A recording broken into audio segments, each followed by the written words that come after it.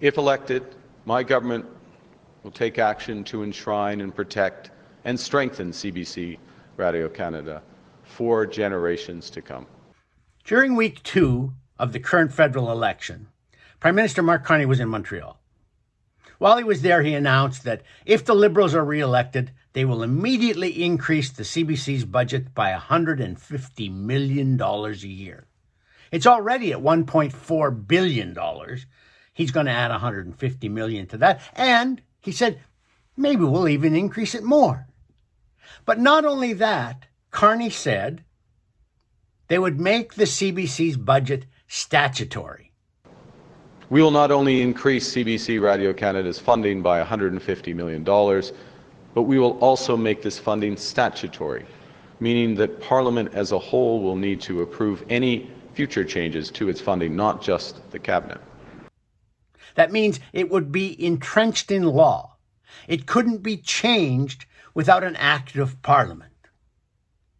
What they're really trying to do is entrench the CBC's one-sided, pro-liberal propaganda forever. The CBC works in favor of the Liberals, not as though the Prime Minister phones up the president of the CBC and says, hey, we need you to do, say this and that for us.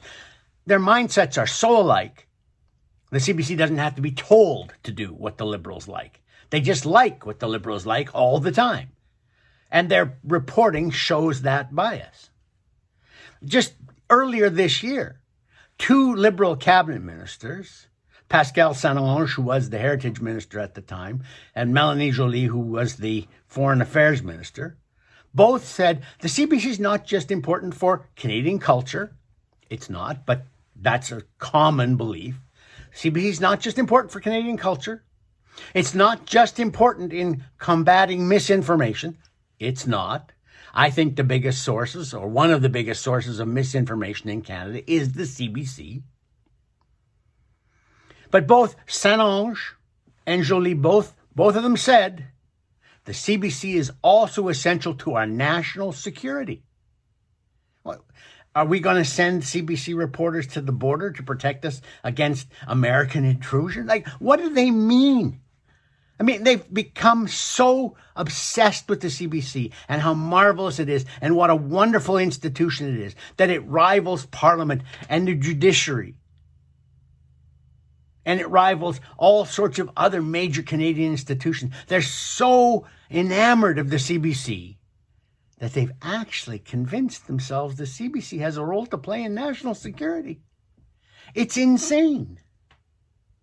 I think a free press has a role to play in a democracy, but the CBC has said it's essential to Canadian democracy. The CBC is essential to Canadian democracy. So essential that when it was asked to divulge the salaries of its major executives, it's, oh no, we couldn't do that. It would be a threat to Canadian democracy. How, in heaven's name, do you start to believe that about yourself? It's insane to say that the CBC needs a 10% increase in its budget, which is already $1.4 billion. And the CBC, television is watched by fewer than 5% of Canadians. Radio is listened to by fewer than 10% of Canadians. The CBC is no longer, as it likes to say, the way Canadians tell their stories to one another, because nobody's watching and almost nobody's listening. It is an elite luxury.